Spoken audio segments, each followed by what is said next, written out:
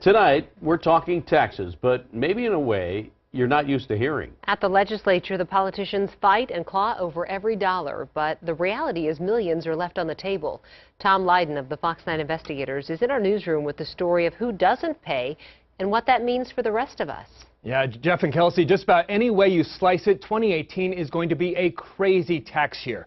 Home values are going up in some cases by double digits. Most tax levies are expected to rise, not to mention reconciling state and federal tax laws. So, stepping back, what we have for you tonight is a bit of a theoretical exercise, examining who gets a pass when it comes to property taxes, the way we fund the most basic services of local government. All you have to do is look up to understand these are boom times in Minneapolis, with $1 billion in new construction for the 6th year in a row. And yet, property taxes, especially for homeowners, also continue to go up and up.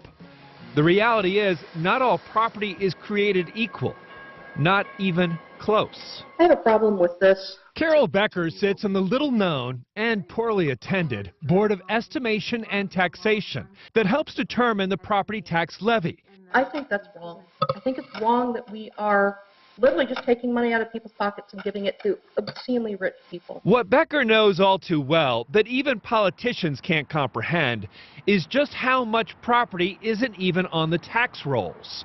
The Fox 9 investigators discovered Minneapolis has nearly $14 billion in tax-exempt property.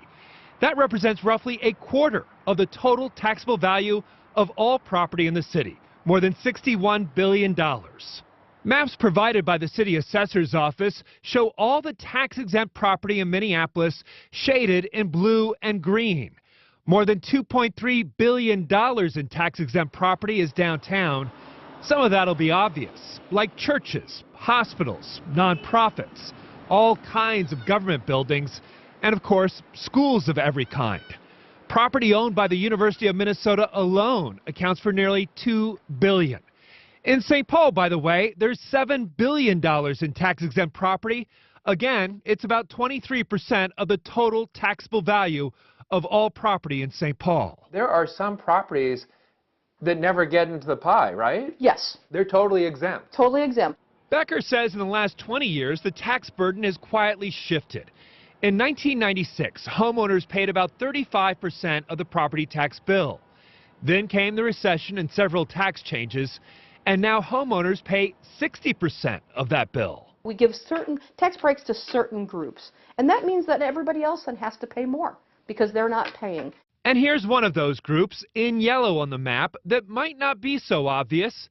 It's also some of the most valuable property in the city. And in looking at that, the biggest of them are the stadiums, because people don't think, they think, oh, you know, a nonprofit must be a church, but no, like the football stadium, the baseball stadium, all of those are huge properties that are not paying property taxes. Consider U.S. Bank Stadium, home to the Vikings and operated by the Minnesota Sports Facilities Authority. We already know it cost $1 billion to build, 2/3 financed by the public. But the public continues to pay by virtue of the stadium's tax-exempt status. So how much money are we talking about? At our request, the county crunched the tax numbers for U.S. Bank Stadium as if it were taxable.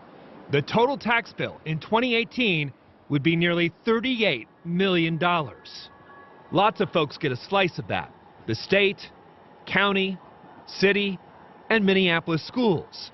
That last part, $4.6 million for Minneapolis schools, sheds a different light on that Super Bowl photo op when NFL Commissioner Roger Goodell got a standing ovation for giving a middle school a check for $220,000.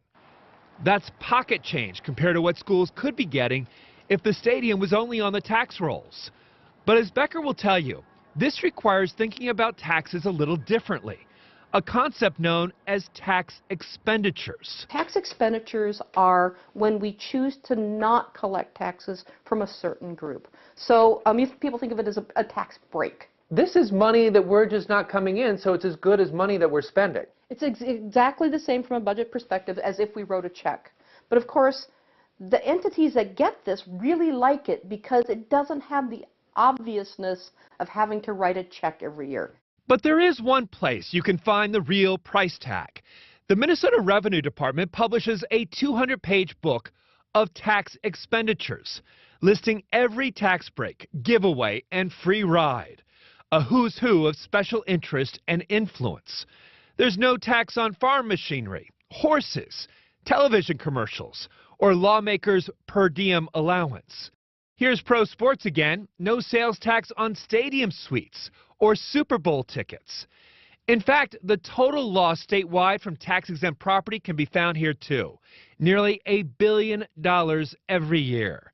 Another big chunk, $235 million, is diverted from government coffers by something known as tax increment financing.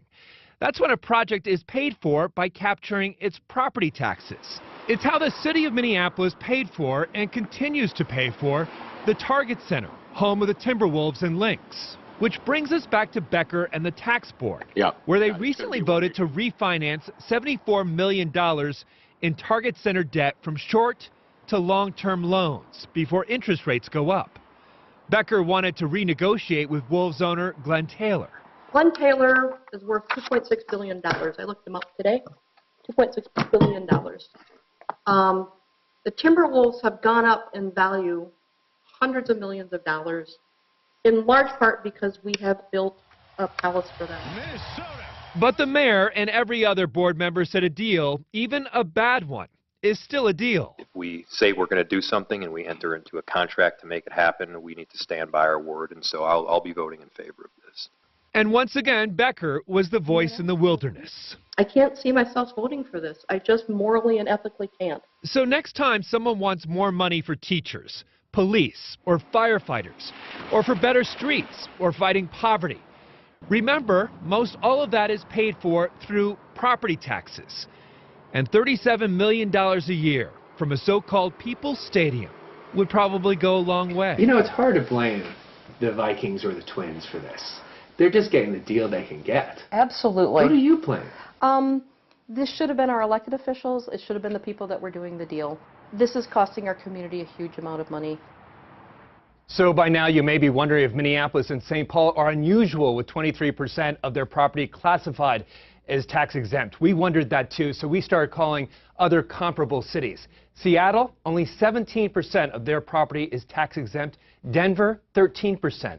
Other end of the spectrum, you have a city like Pittsburgh, which has several universities and hospitals. 36% of their property is tax exempt.